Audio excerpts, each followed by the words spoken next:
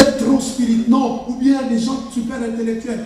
Non, non, non, non, non, non, non. Vous faites simplement la volonté de l'enfer.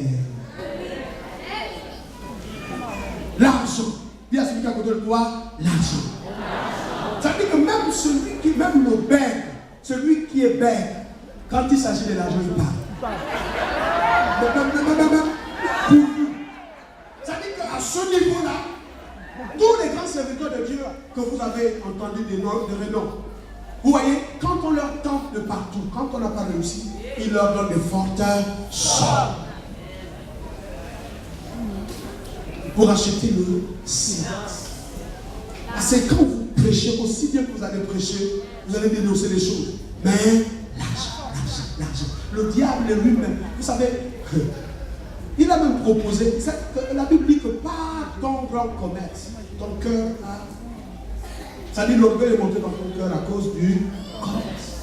L'argent. C'est-à-dire, c'est là qu'on a la plus grande sagesse, quoi.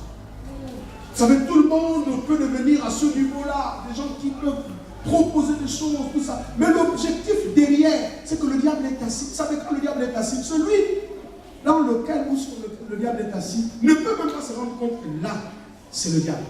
Pierre était très spirituel en disant, Jésus, tu ne vas pas mourir. C'est pas mauvais. Si on me dit, papa, tu ne meurs pas pour des choses là où on va encore réfléchir, je dis, quoi tu m'aimes? Et Jésus a regardé, arrière de moi, Satan. À quel moment Satan est appris? Pierre bénit le Seigneur parce que lui-même ne se rendait pas compte que Satan était là. Alléluia. C'est pourquoi en tout temps, le problème, c'est l'argent. Est-ce que c'est bon de casser l'église juste pour l'argent? Non, Dieu est plus que l'argent. Je dis Dieu est plus que l'argent. Et vous voyez même les lois qu'on prenne. Les gars, non, en fait, moi je dis les gens sont carents. Il y a des choses qu'on peut encore faire, mais les gens trouvent du temps à aller soulever une loi à l'Assemblée nationale juste contre les églises. Parce qu'ils savent que ces gens-là aussi, il y en a qui disent la vérité. Amen. Amen. Ce sont eux qui gaspillent l'église en donnant de l'argent. En fait, ce sont eux aussi qui passent des lèvres pour critiquer. Amen. Mais nous rendrons témoignage à la vérité. Alléluia. Il leur donnait une très forte somme d'argent. Oui. En disant, dites. Ses disciples sont... Pourquoi ils ont dit dites? Vous savez, j'essaye de me calmer pour que vous puissiez comprendre. Quand on dit dites, lisez ce même verbe autrement, c'est le même verbe proclamer. C'est ça en évangile qui a donné kérusso. Ça veut dire proclamation. Proclamer. Ça veut dire qu'en fait, le diable investit les gens d'un pouvoir d'une prédication contraire. Et il dit en opposition avec quoi? La vérité. Écoutez maintenant, ils vont concevoir. C'est ça que Dieu a reproché à Satan. Que tu as conçu quoi? L'iniquité. Tu as conçu dans ton cœur l'iniquité. Il dit dites que, oui. Ses disciples, oui, de nuit, sont venus de nuit le dérober. Sont venus de nuit le dérober. Pendant que nous dormions. Mais même c'est contradictoire.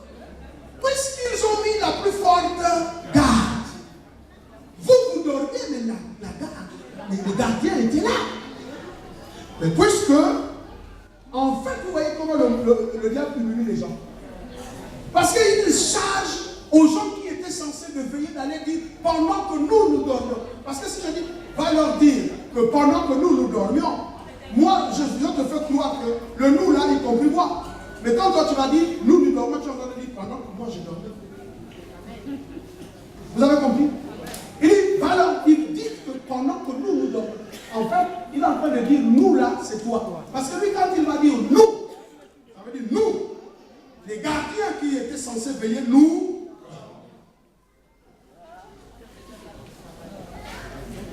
Alléluia. Il va, allez-y, dites. Donc, dites. Ne dites pas qu'il est ressuscité, mais dites que pendant que nous dormions, la garde est venue et les disciples sont venus dérober le corps. Et nous nous sommes sommes réveillés, le corps était déjà parti. En d'autres termes, Jésus n'est pas ressuscité.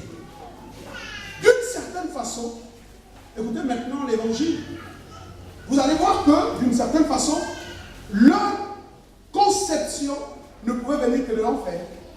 Vous comprenez? Parce que quand ils vont leur dire, ils vont dire ça, ils sont crédibles. Pourquoi? Parce que c'était les premiers témoins. Les femmes sont venues. Les disciples ici étaient des témoins de tous ces événements qui s'étaient déroulés parmi nous. Mais eux, ils étaient témoins au niveau de la résurrection. Parce que si on annule le message de la résurrection, c'est tout l'évangile qui tombe. Donc, leur témoignage est important. Maintenant, regardez. Suivons maintenant, oui. Et si le gouverneur l'apprend, Si. Pourquoi on parle du gouverneur? Parce que c'est lui-là qui a dit, qu'est-ce que c'est que la vérité? C'est lui qui veut, en fait, ça veut dire que Pilate suivait ça. Le gros problème, Pilate leur a dit, vous êtes en train de faire erreur. Mais Pilate n'est pas juif. Mais lui-même aussi avait crainte. Pourquoi? La première fois, la femme lui a dit que, je vais pas dormir la nuit, papa. Laisse l'enfant là, laisse l'homme le bruit. Parce que toute la nuit, j'ai été dérangé par un ange. Donc, il a tout ça. Jésus lui a dit, je suis venu rendre témoignage de la vérité, tout ça. Il lave ses mains, il dit, Dans notre culture, quand tu laves la main, ça veut dire que tu enlèves ton corps. Mais, quand il leur dit, dites, mais ils savent que le message ne doit pas seulement envoyer à toute la population, mais aussi à Pilate. Mais il dit, quand le gouverneur, oui, nous l'apaiserons. Et nous vous tirerons de peine. Et même si le gouverneur apprend, nous sommes là, nous allons apaiser, nous sommes avec lui, et puis vous sortirez de cette histoire, vous tirerons de la peine. Oui. Les soldats prirent l'argent. Ils prirent l'argent. Et suivirent les instructions. Ils ont suivi les instructions qui leur furent données. Et ce bruit s'est répandu parmi les Juifs. Et ce bruit-là s'est répandu parmi les Juifs. Oui, jusqu'à ce jour. Il y a jusqu'au jour où je te parle. Donc vous comprenez que ce qui s'est passé ce jour-là s'est répandu jusqu'au jour d'aujourd'hui. La vérité a un problème. Est-ce que vous suivez? Est-ce que vous suivez? C'est ce bruit-là qui... Vous savez que vous voyez, la vérité, comme on a l'impression comme si ça tarde, mais ça viendra quand même. Le mensonge, ça va vite. Hein? Maintenant, le dilemme, c'est que les disciples, dans leur joie, après, il y a un bruit que vous avez volé le corps de Christ. Déjà, même la preuve, c'est qu'ils ne sont même plus là, ils ont disparu. Et ils ont disparu avec le corps de Jésus. Pour nous dire que Jésus est ressuscité. Et donc, tout le monde se dit, donc ce gars-là était un imposteur. Donc, ce gars-là, c'était pas correct. Quand Jésus apparaît, Actes chapitre 1, versets 1 à 6. Théophile, j'ai parlé dans mon premier livre. Je parlais dans mon premier livre de tout ce que Jésus a commencé, de tout ce que Jésus a commencé à faire et d'enseigner de le commencement. Oui. Jusqu'au jour où il fut enlevé. Jusqu'au jour où il fut enlevé. Après avoir donné ses ordres. Après avoir donné ses ordres. Par le Saint-Esprit. Par le Saint-Esprit. Aux apôtres qu'il avait choisis. Aux apôtres qu'il avait choisis. Après qu'il eut souffert. Oui. Il leur apparut de vivant. Il leur apparut comment? Vivant. Pourquoi la Bible dit vivant? Ah, gloire à Dieu. Alléluia. Il dit qu'après cela, il leur apparut vivant. Alléluia. Il leur apparut comment? Vivant. Pourquoi la Bible insiste qu'il leur apparut vivant? Si la Bible dit qu'il leur apparut vivant, c'est qu'il y avait des signes d'une telle évidence que nul ne pouvait douter de Jésus. Écoutez, maintenant j'invite bien votre silence. Il se trouve que les disciples eux-mêmes aussi sont confus. En fait, si vous ne comprenez pas, c'est que Jésus pouvait, après la résurrection, aller directement au temple et dire aux gens, vous qui m'avez crucifié, me voici vivant. Vous comprenez? Mais le problème, c'est le fait. Les gens ne voulaient pas croire. Les gens pourraient même dire que non, c'est voilà. Mais le problème, c'est que les disciples, ses propres disciples, sont dans une situation où ils ne croient pas. Où ils ne croient pas. Mais il y a comme des certitudes. Même quand les femmes viennent, vous sentez que, en fait, bon, oui, mais le bruit qui court là, est-ce que Jésus est réellement ressuscité? Je veux dire aux gens, le problème du Seigneur à l'heure actuelle, dans le cadre de l'évangile, ce n'est pas tant ceux qui sont dans le monde qui ne croient pas. C'est d'abord ceux qui doivent croire et qui ne croient pas. Parce que tout est possible pour vous donner de ne pas croire. Donc de là, Jésus va venir, il va se montrer aux disciples, vivant. Oui. Se montrant à eux pendant 40 jours, et leur parlant des choses qui concernent le royaume de Dieu. Comme il se trouvait avec eux, il leur recommanda de ne pas s'éloigner de Jérusalem. Et Jésus leur dit, les gars, vous restez à Jérusalem. Dis à celui qui est à côté de toi, vous restez à Jérusalem. Jésus leur a dit, pourquoi Jésus va leur demander de rester à Jérusalem? Parce que c'est là qu'ils ont répondu leur mensonge. C'est là qu'ils ont dit qu'il n'est pas ressuscité, mais plutôt que les disciples sont venus chercher son corps. Il dit, vous restez à Jérusalem. Oui. Mais d'attendre ce que le Père avait promis. Oui. Ce que je vous ai annoncé. Ce que je vous ai annoncé. Leur dit-il. Car Jean a baptisé d'eau. Oui. Mais vous, dans peu de jours, vous serez baptisés oui, du Saint-Esprit. Oui. Alors les apôtres réunis lui demandèrent, Seigneur, est-ce en ce temps que tu rebâtiras le royaume d'Israël? Il leur répondit, ce n'est pas à vous de connaître les temps ou les moments que le Père a fixés de sa propre. Alors maintenant on aboutit à la conclusion. Jésus va leur dire, vous ne quittez pas Jérusalem.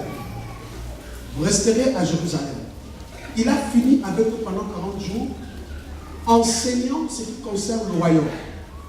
Parce qu'il est préparé à recevoir le royaume. Il dit, vous ne partirez pas de Jérusalem, vous resterez à Jérusalem. Et les disciples ont compris, dit, bon, donc, ce temps-là, puisque tu nous parles d'un royaume qui va arriver, donc c'est là que le royaume sera restauré. Il dit, non, ça ce n'est pas votre problème, mais vous, ce que vous allez recevoir, c'est la puissance. Dis à celui qui est à côté de toi, ce que tu vas recevoir, c'est la puissance. Regarde le personne, dit, c'est la puissance. Vous recevrez une puissance. Mais cette puissance-là, il dit, c'est le Saint-Esprit qui viendra sur vous. Et ce n'est qu'en ce moment-là que vous serez mes témoins. C'est que je suis en train de dire qu'en ce moment-là, c'est vrai, mais vous n'êtes pas encore mes témoins. Mais quand le Saint-Esprit descendra sur vous, l'Esprit de vérité, quand il descendra sur vous, vous serez mes témoins. Pourquoi il dit que vous serez mes témoins? Pourquoi Jésus dit vous serez mes témoins? Parce qu'il sait que l'enfer a ses témoins. Parce qu'il sait que le mensonge a déjà suscité ses témoins. Mais il dit, mais vous serez mes témoins. En d'autres termes, il est conscient que après que je sois parti, n'importe qui va écrire, les philosophies seront mentionnées. Il y a des doctrines qui rentrent dans la perversion. D'autres vont. Mais toutes ces choses-là, si vous n'avez pas de la puissance, si le troisième ne vient pas, si le Saint-Esprit ne descend pas, vous n'aurez rien à dire. Vous parlerez, mais pour que vous puissiez les convaincre, il faut la puissance. Non, vous ne m'avez pas suivi. C'est que je suis en train de dire que le monde est parti pour ne plus croire à la vérité. Le monde a été vraiment chargé d'un mensonge. Il y a tellement de choses qui ressemblent à la religion, la philosophie, mais qui n'ont rien à voir avec ce que je vous ai parlé au sujet du